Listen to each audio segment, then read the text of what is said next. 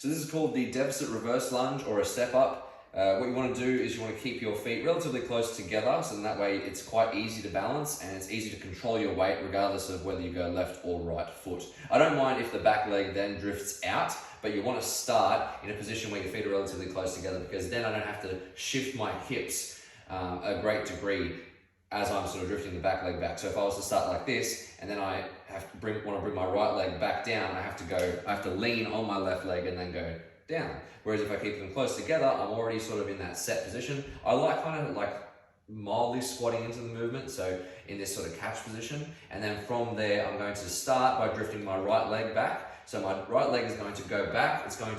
I'm going to very slowly go down. I'm going to meet the ground, and then I'm going to lunge a little bit further. I want to make sure that my entire front foot is in contact with the ground. My back foot can just be on its toes. But I want to make sure that the force is evenly distributed all around my foot. I want to make sure my toes are spread into the ground evenly. I want full ground contact. And then from there, I'm going to push up with the front foot predominantly. I don't mind if you use the back foot for a bit of spring to get up, but the goal and the focus of this exercise is to be on the front leg. So now I'll change over to the right leg just for continuity. I'll show you that one as well. So again, catch position. The focus is going to be on the right leg now. I'm going to drift the left leg back, making sure to spread my feet, have even ground contact, because that'll help with balance and stability. I'm going to drift down, control, reach that bottom position, make sure my knee is nice and forward. It's in the same direction as my toes. So if my toes are pointing straight this way, my knee will be pointing straight that way too. I'm making sure my heel isn't coming off the ground. I've got full ground contact throughout my foot. And then from there, I'm pushing up using the front leg. If I was to add weights to this, you could use 2 dumbbells, 2 kettlebells, whatever.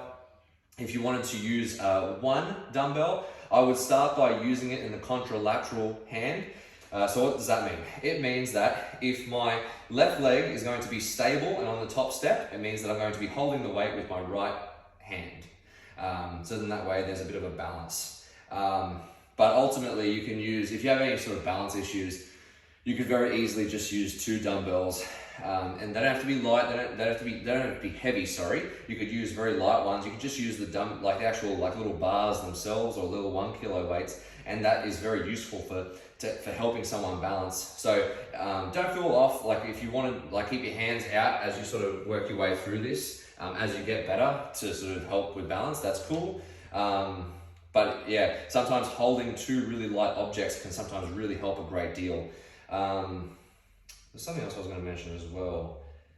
Oh, you want to make sure that your spine stays neutral throughout the whole exercise. So I'm going to come down to the bottom position. Some people here can have a tendency to tuck their spine. They lean too far over. They do that. I don't want that to happen. I'm happy for you to lean over your front leg as long as my spine is in a neutral position. So I'll show you from this angle. So as long as this is all sort of relatively straight and I'm just working through my hip as much as I can, so I'm trying to get as much bend and I'm trying to bring my leg as close to my chest as possible like this without keeling over, everything's still straight. And then from there I want to push up, because as soon as we start to curl the spine, it can be deleterious to the spine itself, but at the same time we're not getting the most out of our legs, particularly our quad on the front leg, to actually push off and help get us into that position to begin with.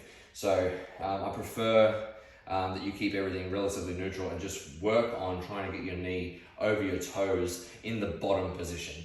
From here, I don't mind if you drift your hips back. That's a really good cue. If when you're starting, you drift your hips back and then you come down, and then at the bottom, you can sort of focus on trying to get that knee over the toes.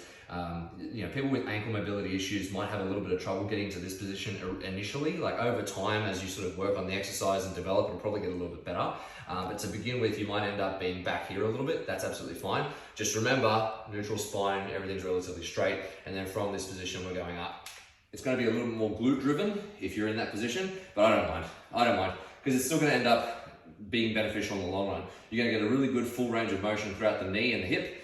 So that's going to develop those 2 ongoing, and at the same time it'll also help with ankle mobility, gradually working on drifting that knee. Just make sure that you've got adequate ground contact between your foot and the ground.